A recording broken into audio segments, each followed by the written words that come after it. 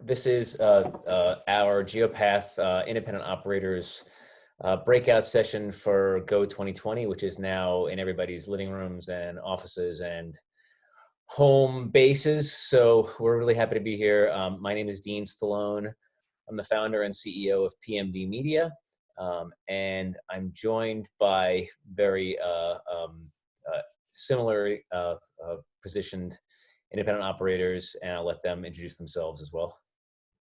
So I'm Marci Weisler. I am the Chief Commercial Officer at Vengo Labs.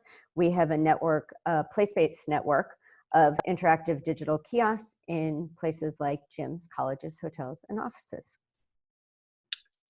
And I am Josh Cohen. I'm the President and CEO of Pearl Media.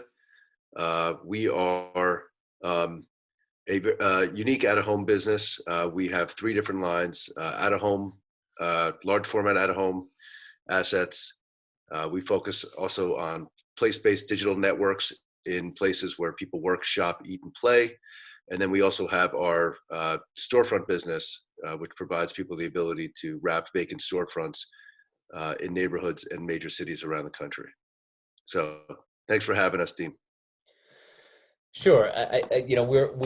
We're excited to do this. I think that the idea behind the breakout panel was originally for independent operators to unite, because we have a unique set of circumstances and challenges and also advantages when we're talking about independent operators as opposed to the bigger guys in the industry. But I think we're trying to make this a little more fun, and certainly in the post-COVID house arrest world, we're trying to make this as light as possible. I forgot to mention what my company does, but we specialize in storefront billboards in 35,000 locations throughout the country.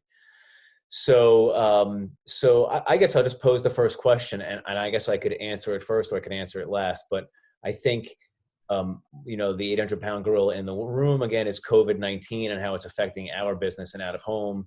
Obviously, it's affecting things like our convention, and that's affecting other small vendors. And in the advertising industry is being felt all over the place.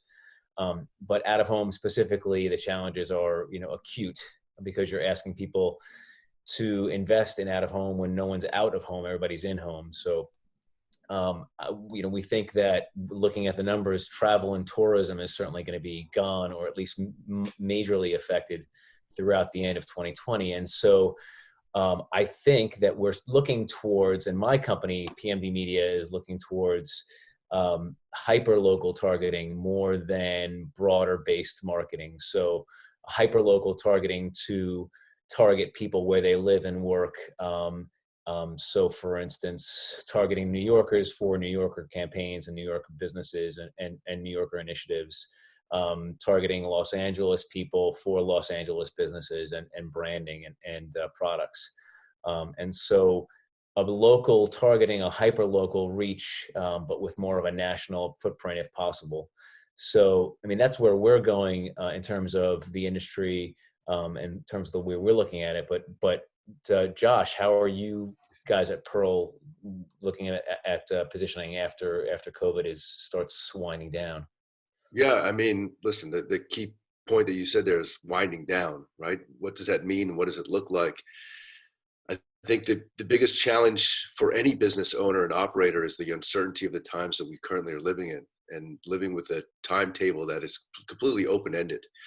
To your point, being and selling out of home when people are quarantined or to their homes is not the greatest position to be in. But I agree with what you're saying, that coming out of this, brands need to be extremely relevant to the audience that they're speaking in. And I do believe that out of home plays a major role in doing that, especially when we're looking at people who are not going to be commuting or taking as many trains and buses or traveling, like you mentioned. So being able to deliver messages into people's neighborhoods via the various different formats that the three of us all represent, but tailoring those messages to be relevant to those audiences, I think is going to be extremely important. I think that consumers are going to look for brands and to be who are relevant in their lives and what's going on. Being sympathetic, but also at the same time understanding that we're all in businesses and we all need to move product. I think I think the ability for us as independent operators to be able to be nimble and to be able to be extremely targeted with our offerings is going to help us when we come out of this. And an example of that is we actually just did an installation earlier this week to help HBO launch HBO Max. And they did that based on zip code research and being able to buy some of our inventory because it was where people were living, where people were supposedly shopping. And it was a much more of a neighborhood pull rather than just a national campaign, if you will. But to their point, national reach with local messaging, I think, is extremely important. When did you launch that? Was that recent? That was earlier this week. Literally, I think it went live on Monday or Tuesday. Great. We did that. Again, we're not doing many. I don't want to sit here and think, and anyone think that, you know, we're doing a tremendous amount of business, but it was nice to actually change out some creative and put some new stuff up, which, you know, unfortunately is a rarity these days, but it just goes to show that there is an audience out there. And if you do it the right way, and if you're launching the right product, OutofHome still provides you with the opportunity to dig into people's neighborhoods and to drive purchase decisions. Marci, what's going on in your world? What are you seeing? So, you know, we're a place-based network that's in gyms, colleges, hotels, and offices, most of which, or many of which, are shut down. So it's certainly been a challenge, and we've been using this time to kind of regroup, adapt, think about how we come back. And so a couple things. One, you know, our screens are integrated into our digital kiosks, which are interactive, and we actually vend physical product. So one thing we've been working on and are launching is the ability to interact contactlessly in a contactless manner. So if you don't want to touch the touch screen, so with integration with someone's mobile phone, they can still generate interactivity in terms of answering surveys and then trigger the distribution of a physical product. So that's been a big thing for us.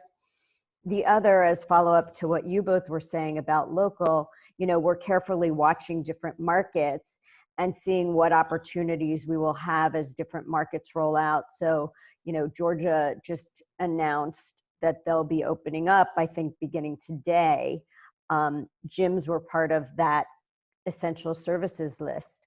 So we're carefully working with our locations. I mean, what's interesting is even though technically the gyms have the right to open now, they're all planning for, they have new guidelines that they're getting that they have to follow. So it'll take a couple weeks.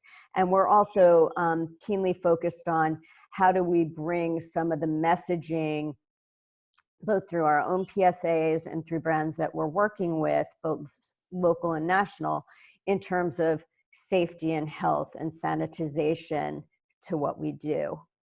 Marci, what about the products that you guys are going to be offering through your machines? Is that something that you see changing? Definitely. I mean, the sanitization side of things, you know, how do we offer, you know, wipes and hand sanitizer and masks. So we've got a big initiative on that front. With a lot going on, you know, clearly in a gym, we still want to sell locks and headphones, and our messaging, you know, and our media and advertisers runs the gamut from very local, because we can target at a machine level, to, you know, national brands. And I think what's interesting, not only from the selling side, is how all brands, regardless of whether you produce sanitizer or if you are a car company, is changing. I mean, some of it to extreme. I don't know if any of you have seen, there have been some good mashups of all the COVID ads and how they follow the same arc. But I think for a 15-second spot, there's a way to have real impact on people in places that they go and when they're out and about in their local area, to make sure they're keeping their distance, they're wearing a mask, they're washing their hands. So we're acutely focused on those kinds of things and solutions like the contactless, because so much of our business, you know, in conjunction with the media side, is the distribution of products, whether those are purchased or samples, and making sure people feel comfortable getting those products from us and that we're distributing them in a safe way. How do you make, if the vending machines for Vengo now are contactless, how do you make the rowing machines contactless, or the free weights? Can you like levitate in front of the, without actually touching? So it's so That's fun. someone else's job. So Let's go to a gym. we now not have a full gym set up in my living room. So it's not contactless, but nobody else is touching it. That's right. That's right. Yeah, with us, it's interesting because we're place based. We're according to Geopath, we're place based, and we're storefront windows. We leverage space in storefronts windows to advertise products. We put billboards inside of actively operating businesses, and as you just said, Marci, I think a lot of your businesses are shut down. A lot of our venues are shut down too. We're all across the country. But the clients that we're going after now are a little more, are benefiting from the current situation. I hate to say that, but healthcare companies and other types of industries that are not as severely impacted. And they need to have a local presence. They need to have very granular, geographically concentrated presences in certain zips, certain neighborhoods. And so we're finding that the plans that we're putting out there, the RFPs that we're submitting are all for local initiatives, actually targeting very specific audiences in very specific areas and neighborhoods and zips, but on a national scale and also on a regional scale, and obviously very local. So it's super interesting how it's changing the dynamic of how we're positioning ourselves, and also how other companies are trying to position through our medium. So we're seeing the few clients who didn't try to move their ads to later in the year, or if they were able to cancel their contracts, we're seeing creative changes, than much different creative than they would have run before. And we're talking large format stuff. So we have a pretty large format asset on the 405 freeway in LA. It's about an 8,500 square foot sign, and CarMax was using it. And instead of them canceling it, they literally just put up a sign that says CarMax with a huge heart, LA, and that's it. They weren't trying to push a specific product or an offering. Static sign? Yeah, it was a static ad, and it was literally just them saying, "Hey, we recognize the situation, and we just are supportive of what's going on." And I thought it was extremely clean, effective, and just a brand showing that they are down to earth and recognizing what's going on, especially in that market. On a freeway that is typically, getting millions of cars on a daily basis, traffic is down anywhere from 30 to 60%, depending on which study you read. For a car company to do something like that, I thought was pretty heroic. Yeah, it's also the simplicity of the messaging, right? And you want to be the opposite of tone deaf. I think that's what a lot of clients are seeing, and what we're seeing too is that you can't ignore the situation, but at the same time, you have to be able to address it in a proper way. Yeah. Marci, are you seeing the same thing, or what's going on with your clients? I mean, we are seeing some opportunities, some clients who want to, how do they connect with some of the physical products that we will be having that are related to, wipes and sanitizers and things like that. So, are there opportunities to distribute that? Can their messaging change for, as venues start to reopen? So, I mean, I think we're not seeing anything in real time, just because we've got a limited quote unquote essential services network, where we do have some placements in offices that are open, or warehouses, or healthcare related spaces. So they're all running very relevant ads right now, mostly actually programmatically, because it's just such a small subset. But we really are, the agencies and brands that we're talking to are very interested in, what can we do when things get going? How do we continue to show we care and we're associated? and how do we make sure we reach people when they start leaving the house? Yeah. Josh, what about, did you say you had a question that you wanted to address, I think? Yeah, I mean, there's a couple things that some more tongue in cheek and some, but I think that I think now, the out-of-home industry has been historically fragmented, between large format operators, independents, different products. I know that we have tried numerous times to come together as an industry to create different metrics or try to get more TV money, what have you. And I think now is a really good time, an important time for the entire industry, small, large, big, medium size, who have you, to come together. Because I think it's really important how we message out of home coming out of this. Yeah. And that we're all delivering and saying the right messaging and relying on Geopath and the OAAA to really help guide those messages. And I guess, thinking about it, we were thinking, what would we really love to see the industry do? Certain resources that I think could make some sense for all of us. For us, we've been thinking about, the metrics that we currently have are not going to be valid. So, we don't have a robust system like a Nielsen behind out of home. Currently, I know Geopath is doing a phenomenal job of getting there. But how do we come out of this with real metrics, real CPMs, real data on all of our various offerings? And I think that's a challenge that we're going to be facing. And it would be wonderful to be able to tap in those sorts of resources so that we can prove ROI to clients. I think we should all expect that maybe rates might not be where they were when we started, but I think that we're all going to be starving to attract clients to our mediums, and having the proper resources in place to prove those metrics, I think, are going to be extremely important, because the PR and what's happening outside of all of our little home offices is not great for our industry. The fact that people don't want to commute, they don't want to travel, they don't want to go on buses. We're going to have selective working forces, that sort of deal. Who's important to come to the office and who's not. And I think it's important from the out-of-home standpoint that we message it correctly, how important our medium still is, and how you can use it.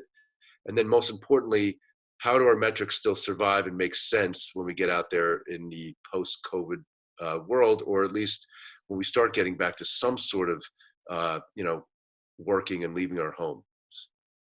So I don't know. I mean, if you guys have any thoughts as to some of the things you'd like to see from an industry standpoint, but those are just some things that we're thinking about. We don't have all the answers right now, but we are working on trying to find as much information about our offerings as we possibly can. And this time has given us a nice time to step back and do that.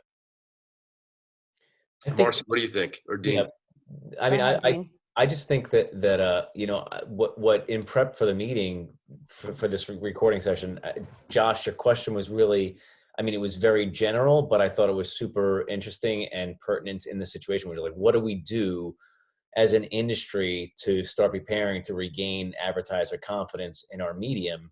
And I thought that was the perfect question to ask right now, because I personally don't feel like there's any loss of confidence in our medium, but the people have to be going outside. You can't have outdoor advertising if people are all not outdoors, right? They're not going out of their homes. So the numbers have to be there. Like you just said, we have to have the numbers that people are traveling again in their cars. They're walking through the streets. They're going into storefronts. They're going to gyms. They're going to airports. They're going to their transit hubs to take the subways and the trains and the buses. So if the people aren't out, I think that it's not really the industry that has a problem or a credibility issue. I think it's just in general, we have to be able to have a reopening of society so we can start going out again. Marci, what do you think? Yeah, I agree with you, Dean, just in terms of,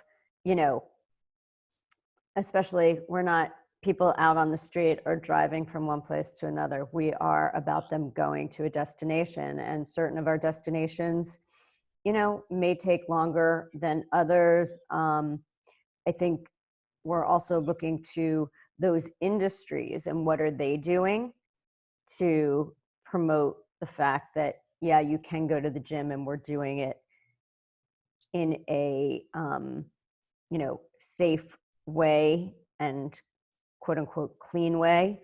I think, Josh, to your point though, the industry has done a lot, I feel, over the last year to really make itself known. And, I'm on the digital side and I come out of digital businesses, not out of home. That's, that started for me about a year and a half ago.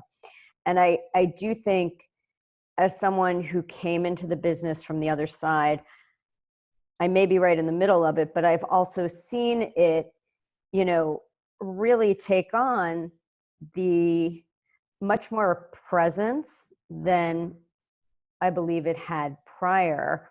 And to me, I think continuing those efforts, whether it's Geopath, OAAA, DPAA, and just us as operators, whether it's, the three of us and other independents or the big guys, just continuing to show what the efficacy is. How do you integrate with other digital formats like mobile, right, so that you can, and how do you make sure out of home, digital out of home, place-based, it's all, as people open up and start going outside again, that these should all be parts of every campaign because there are different ways to use them. Yeah. Marci, you bring up a great point. I mean, I think there's a sentiment in our industry, a bit of frustration, because we were on such a great ride. The out of home was really, and kudos to our industry leaders and those organizations that we've mentioned, the Geopath, OAAA, of really pushing out of home forward. We were finally, I think, getting to a place where we were, capitalizing on some of the digital budgets, the social budgets. We were tapping into TV. People were, the ability for us to incorporate other technologies like mobile and social, and some of the studies that came out, I think, helped our industry tremendously. And I think that this is, unfortunately, one of the worst things that could have happened is the fact that nobody's leaving their house, and it's uncontrollable from our standpoint. And that's why I think that the research and information that we have on our own formats is going to be extremely important coming out of this. Yeah.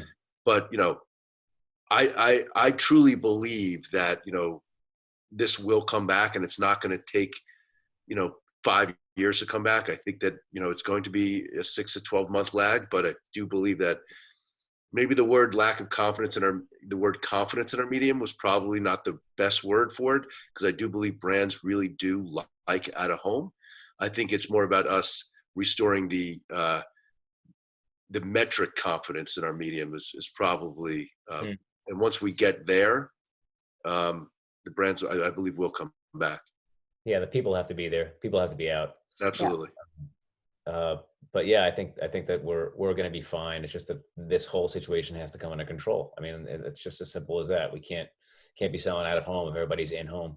So, did we want to wrap up with funny anecdotes about what's been going on in our houses and our home offices? I just can't. I can't even start talking about the ridiculous stuff going on in my house. It's just unbelievable.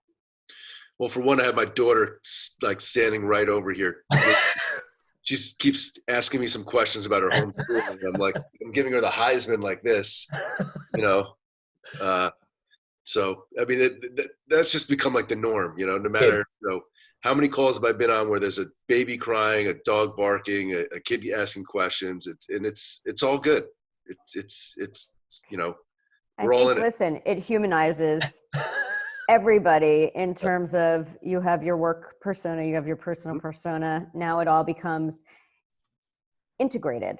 So, and I think people are seeing different sides of people. I mean, I'm in Brooklyn and we're doing, New York City claps for all the essential service and healthcare workers every night at 7. And it's in my neighborhood, it's really prolific, and it's a feel-good part of my day. And I was on an industry happy hour on Zoom last night, and I took everybody, I took my laptop so everybody could hear it, because there were people in the suburbs, in the Midwest, in Canada, And I think a lot of locations have their own form of that right now, but it was just really cool for everybody to kind of see that and hear the, in real time as people picked up their pots and pans and cowbells and conch shells and started making a lot of noise. It's pretty powerful. I miss that about the city. I remember that when elections happen and ridiculous thing like teams win World Series and, people get elected. And I always used to hear people screaming out the windows. And now my family moved out of the city and we're in the suburbs, so we don't get that local camaraderie, and you don't hear it. Like I can't even, if somebody was screaming at the house next door, I wouldn't hear them. So, but I was on the phone with somebody 2 days ago. And, I'm like, it's a serious meeting with a client. And then all of a sudden you hear the beep. And the garbage truck is coming down my driveway. And I'm hoping like they're not going to hear it. So I put it on mute. And then the person says, "Oh, I see the garbage truck," because you can see it through my window. It's like the garbage truck is coming in. I'm like, great, the garbage truck. That's exactly what I want to portray in my Zoom meetings. But we all have it. Yeah, you got to pick up the garbage. That's definitely an essential service. It's disgusting. Well, hopefully next time we have a conversation together, we will do it live. That would be wonderful. That'd be wonderful. I guess we're going to sign off then, right? We're at time limit, but thank you for appearing with me, and I appreciate you guys coming on. And do you guys want to sign off also? And thanks everybody. Yeah, Dean, thanks for making me put on a button down. Thanks, Marci. Thanks, Josh. And let's go out of home. And thanks, Kim Frank and everybody at Geopath for even agreeing to care about listening to us. So absolutely. Be safe, everybody. Be healthy. Bye-bye. Stay safe.